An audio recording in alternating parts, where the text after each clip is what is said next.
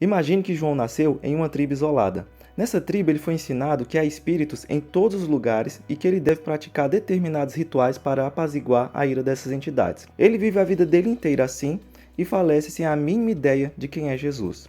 Agora imagine que o mesmo João nasça em um determinado lugar da Europa em que as pessoas sejam evangélicas. Lá ele é levado para a igreja desde a infância e, devido a uma influência do meio, se tornará um evangélico por toda a vida.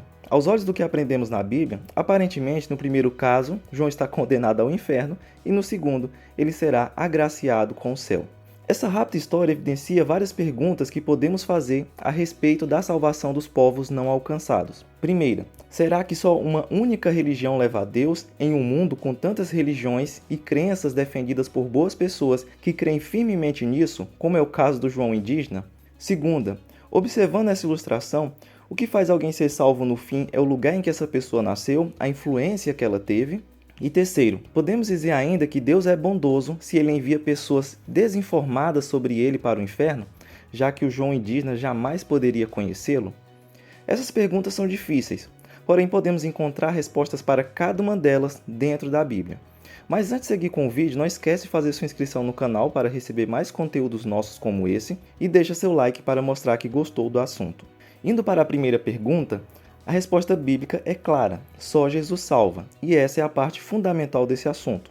Se admitirmos que outras religiões e crenças salvam, não precisamos mais nos preocupar com a evangelização, visto que essas pessoas já encontraram Deus à sua maneira. Mas é evidente que não é isso que acontece com base no que encontramos na Bíblia.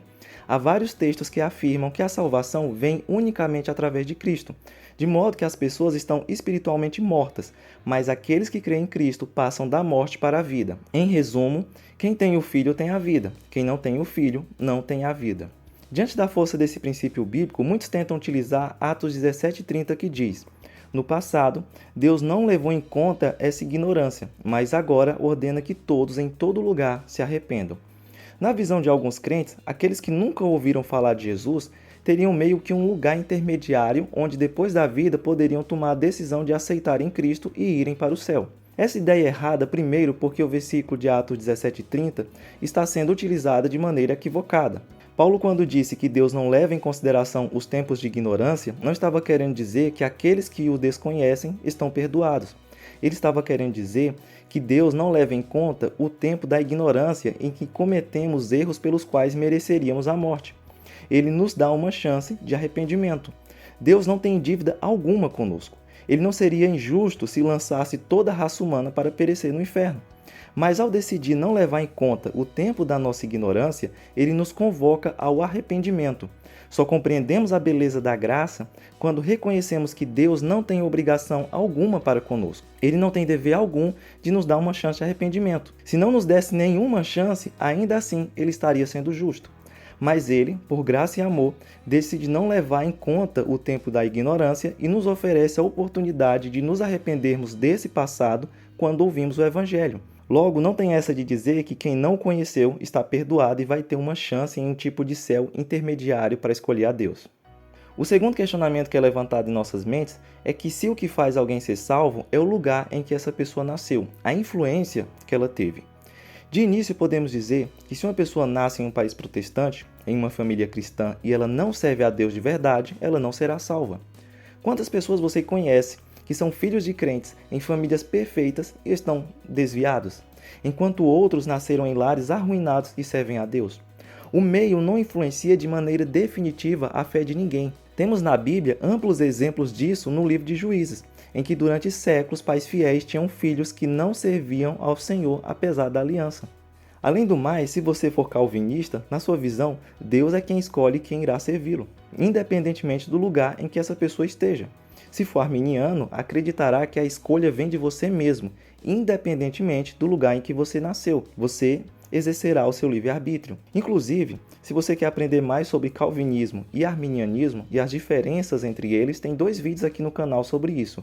Link no card e no comentário fixado. Por último, temos vários exemplos de pessoas que nasceram em locais completamente perdidos, para quem Deus se revelou de forma especial e que sem essa revelação de Deus certamente estariam perdidas.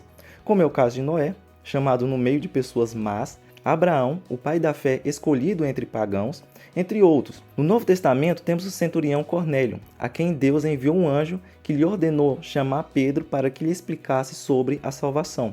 Nos dias atuais, não é incomum encontrar notícias em portais sérios de missões sobre pessoas em países muçulmanos que sonharam com Jesus e depois disso receberam ele como Salvador. Deus tem seus meios para fazer sua obra, seja por missionários, sonhos e outras maneiras que nós nem conseguimos imaginar. O certo é que o meio não será o responsável pela salvação de ninguém. Vamos agora para o terceiro questionamento.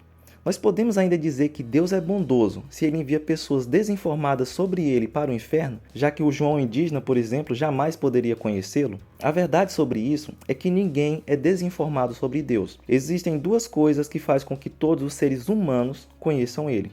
Isolado no meio do nada, João passou a vida inteira vendo a criação de Deus. Ele não estava dentro de uma caverna escura. A criação é uma testemunha de Deus. Por isso essa ideia de início está equivocada. Todos que veem o mundo estão ouvindo a voz da criação. Como é dito lá em Romanos 1:20, por meio de tudo que ele fez, desde a criação do mundo, podem perceber claramente seus atributos invisíveis, seu poder eterno e sua natureza divina. Segundo, toda raça humana pode conhecer que Deus, o Criador, existe através da sua própria consciência. A lei moral de Deus está no coração de todos. Mas, infelizmente, o triste testemunho das Escrituras é que todas as pessoas não vivem de acordo com esse padrão. Elas ignoram o Criador e adoram deuses da sua própria feitura, além disso zombam da lei moral e se afundam na imoralidade. Portanto, mesmo se aqueles que nunca ouviram falar de Cristo fossem julgados pelos padrões morais mais inferiores aos revelados no Evangelho, a multidão da raça humana permaneceria condenada diante de Deus. Ninguém é bom. Nós chamamos isso de revelação natural, que é o que se pode conhecer de Deus através da natureza e da consciência humana, que mesmo não sendo suficiente para salvar o homem, é suficiente para responsabilizá-lo.